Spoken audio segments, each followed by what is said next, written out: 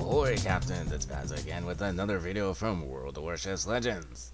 And today we have another Let's Play for you. This is the Prince Heinrich, the Tier 6 German Tech Tree Battle Cruiser. And for this match we're on the map Atlantic, in a game of Capture the Base. There's going to be lots to talk about in this match, especially near the beginning. Because even though we don't have middle spawn, basically all the spawns in this map are in the middle, and it takes forever to get anywhere.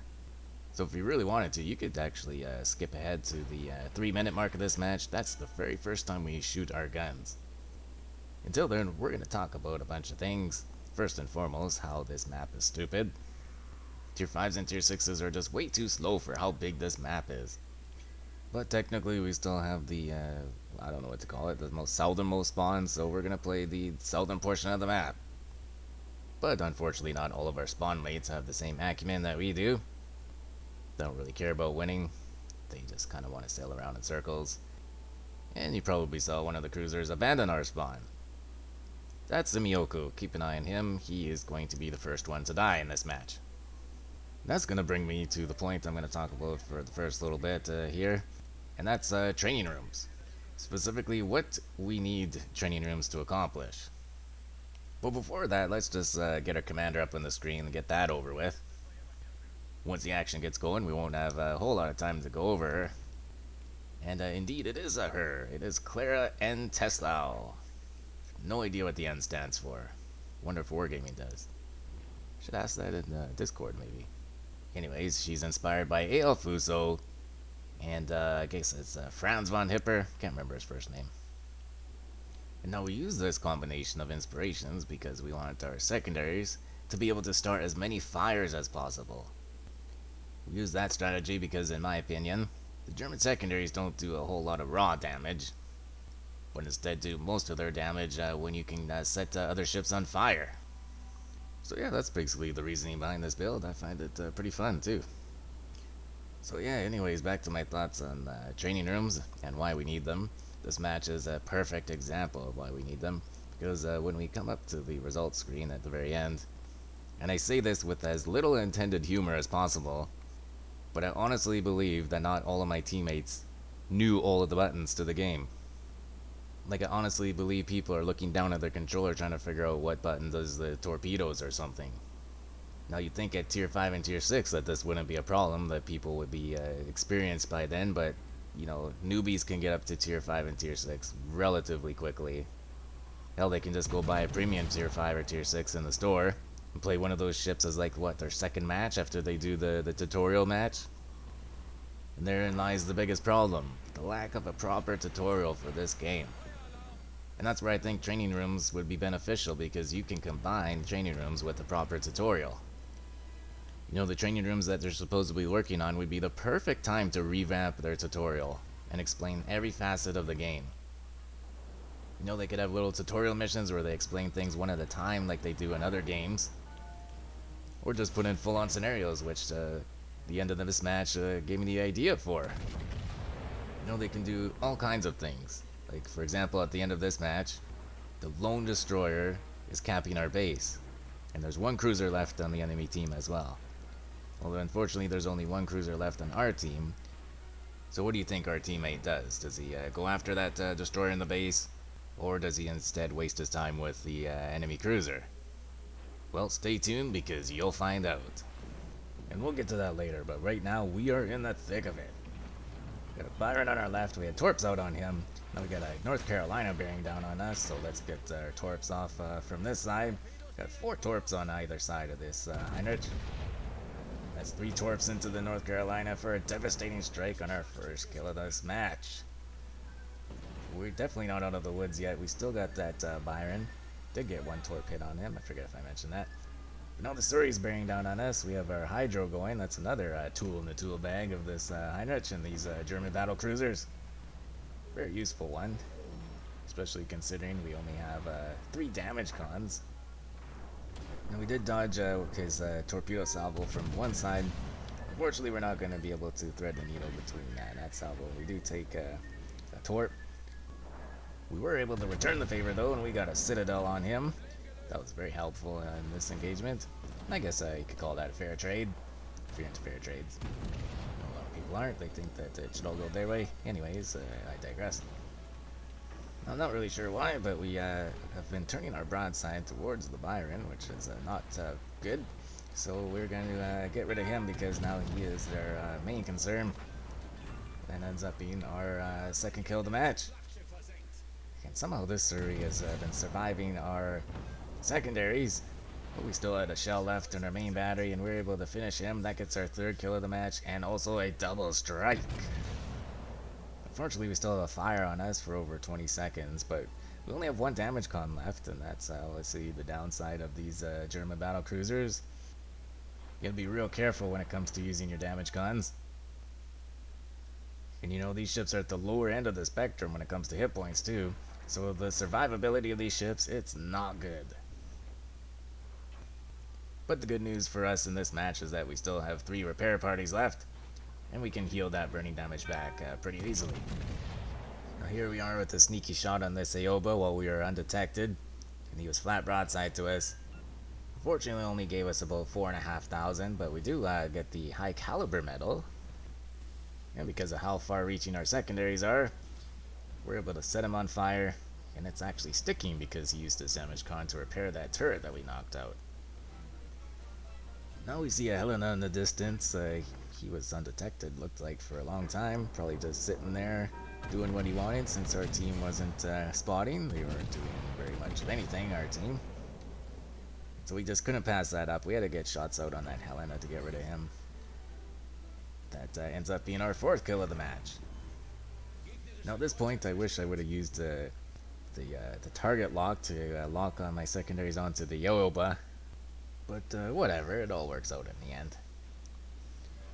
So unfortunately, we're going to experience a case of the old German dispersionitis here. And this Aoba is going to survive salvo after salvo after salvo.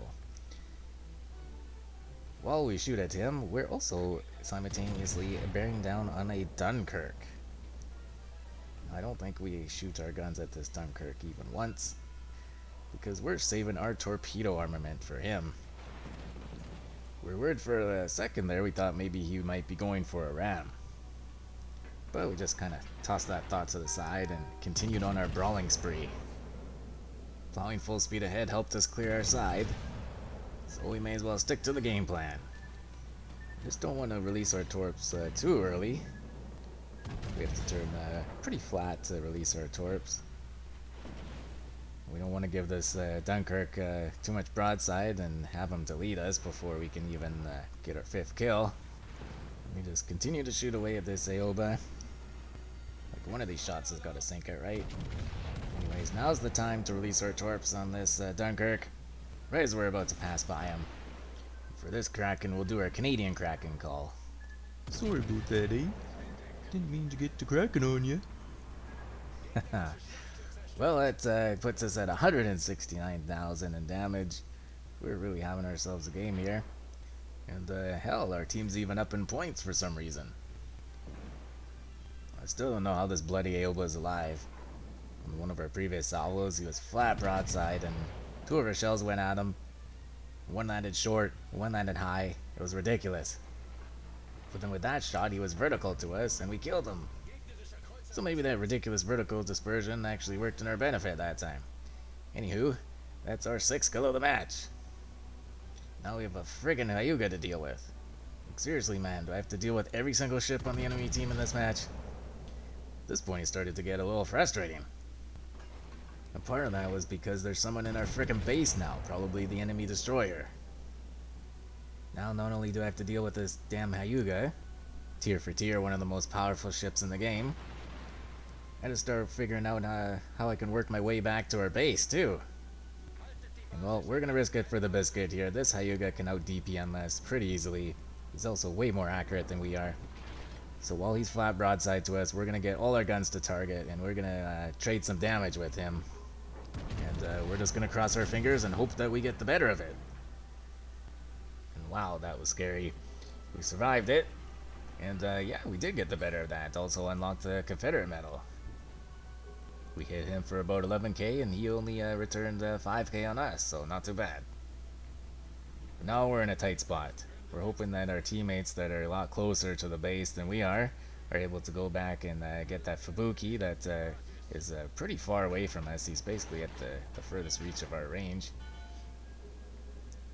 And then we'll do our best to hold off the other two ships, the Sayuga and a bloody full health Leander.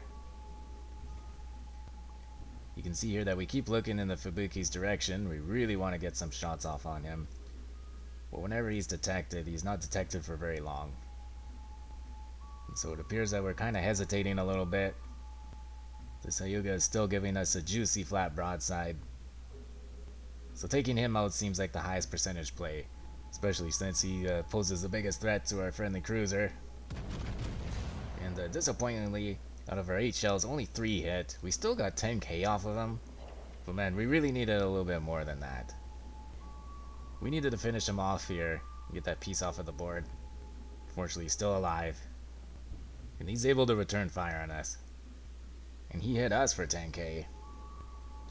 That leaves us right for the pickings for this brave Leander who starts shooting his guns once he knows that we can't fire back at him. We do get one last salvo away against the Hyuga right before we lose him behind the island. And that's our personal record time, 7th sinking of the match. Also putting us up over 202,000 damage.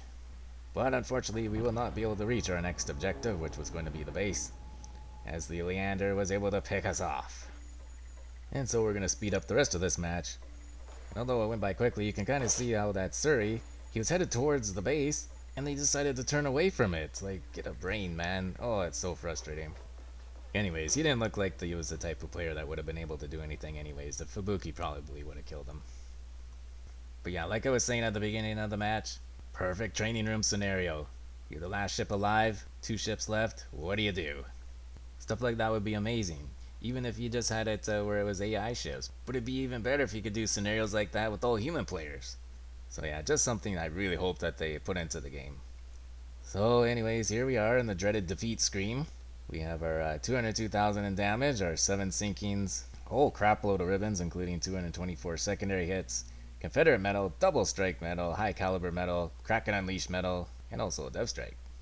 And then the team screen. You know, some people say their entire team are potatoes or blah blah blah, and they felt like they were the only ones on their team doing anything, but really they're just exaggerating. Well, when you take a look at this team screen, I feel like when we say it was 1 against 9, we were not exaggerating.